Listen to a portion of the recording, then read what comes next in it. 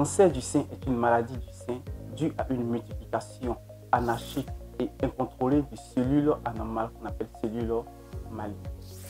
Les cellules malignes vont se développer initialement dans le sein, puis s'étendre au niveau de toute la poitrine et enfin atteindre des organes à distance tels que le cerveau, le poumon, le foie ou les os. L'atteinte de ces organes à distance constitue la gravité de cette maladie. Le cancer du sein est le premier cancer dans le monde. Il représente la première cause du décès dans le monde et en Afrique en particulier. Le cancer du sein est défini comme étant une multiplication anormale de cellules malignes développées aux dépens du tissu mammaire. C'est le cancer le plus fréquent chez la femme, mais les hommes ne sont pas épargnés. En Côte d'Ivoire, en 2020, 3300 nouveaux cas ont été diagnostiqués avec 1780 décès par an. Dans le cancer du sein, il n'y a pas de cause, mais des facteurs de risque. Et ces facteurs sont la survenue des premières règles avant l'âge de 12 ans, la ménopause tardive, l'absence d'allaitement, l'absence de grossesse, les us aussi des facteurs génétiques.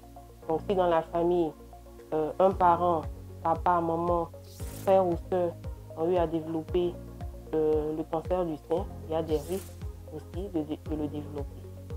Également, la consommation excessive de tabac ou d'alcool augmente le risque de développer un cancer du sein. Alors le plus important est de se faire dépister tôt. Le cancer du sein est une maladie qui peut se manifester de manière diverse. Le signe le plus important et le plus souvent retrouvé est le nodule du sein. Le nodule du sein est en fait une boule qui peut être retrouvée à l'auto-examen des seins au niveau du sein lui-même ou au niveau des aisselles.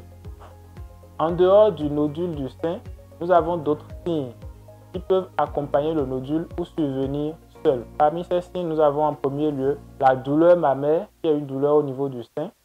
Ensuite, nous avons les écoulements mamelonnaires. En fait, ce sont des écoulements anormaux qui surviennent au niveau du sein en dehors de situations normales qui sont l'allaitement. Ensuite, nous avons les modifications de l'aspect du sein. Parmi ces modifications de l'aspect du sein, on peut avoir une augmentation du volume du sein d'un côté. On peut avoir la peau du sein qui prend un aspect de peau d'orange avec de multiples pointillés. Et enfin, on peut avoir des crevasses au niveau du sein. C'est des enfoncements de la peau du sein sans qu'il y ait de plaies. Lorsque vous retrouvez un ou plusieurs de ces signes, vous devez consulter le plus tôt possible. Je suis Dr Chivoadi Arsène, 2S en oncologie médicale au CHU de Treichville. Nous allons partager sur le diagnostic du cancer du sein. Tout ce qui est à savoir et retenir, c'est qu'après avoir vu un médecin en consultation pour une symptomatologie en rapport avec le sein, qui peut soit être une boule dans le sein ou une boule dans les aisselles, changement du sein, l'augmentation du volume du sein ou modification de sa forme ou encore un suintement du liquide dans les mamelons. Le médecin va poser le diagnostic, ce dernier va vous demander des examens à faire pour aboutir au diagnostic. Ça passe par la biopsie et l'étude d'anatomopathologie. Donc on va aller prélever un fragment dans le sein pour analyser au laboratoire d'anatomie-pathologie afin d'avoir le diagnostic qui va nous permettre de confirmer le cancer du sein.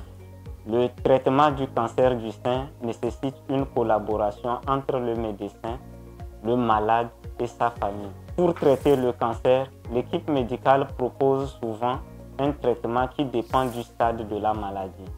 Lorsque la maladie est découverte à un stade précoce, c'est-à-dire tôt, on propose souvent un traitement chirurgical.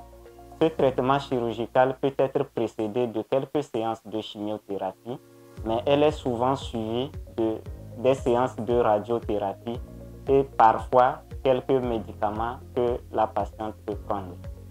Pour un cancer du sein découvert à un stade tardif, ce qu'on propose souvent à la malade, c'est un traitement médicamenteux, étant donné qu'on ne peut pas faire une chirurgie et enlever la maladie qui s'est déjà éparpillée dans le corps. Le traitement ne se résume pas seulement au malade, ça peut s'étendre à la famille du malade lorsque nous découvrons que le cancer dont souffre la malade a une composante héréditaire.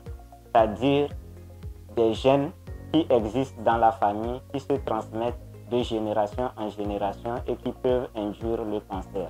En ce moment, nous proposons à la famille un test génétique qu'ils pourront réaliser, et pour celles chez qui malheureusement ce test va se révéler positif, nous allons proposer un traitement préventif. Le dépistage du cancer du sein se fait selon 2 modalités.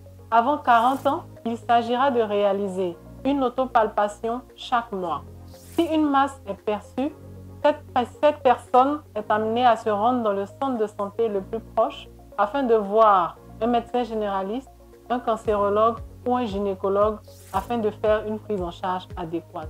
Après 40 ans, le dépistage va inclure la réalisation d'une mammographie. Nous allons parler aujourd'hui de l'autopalpation des seins. En quoi consiste l'autopalpation? Donc l'autopalpation est un auto-examen des seins afin de détecter toute éventuelle anomalie, qu'elle soit une masse ou un nodule, au niveau des masses mammaires. Et comment ça se base? L'autopalpation peut être réalisée soit par le patient ou la patiente elle-même, soit par un médecin gynécologue, soit par votre médecin généraliste. Comment ça se réalise? Alors l'autopalpation des seins se fait en position debout et en position couchée.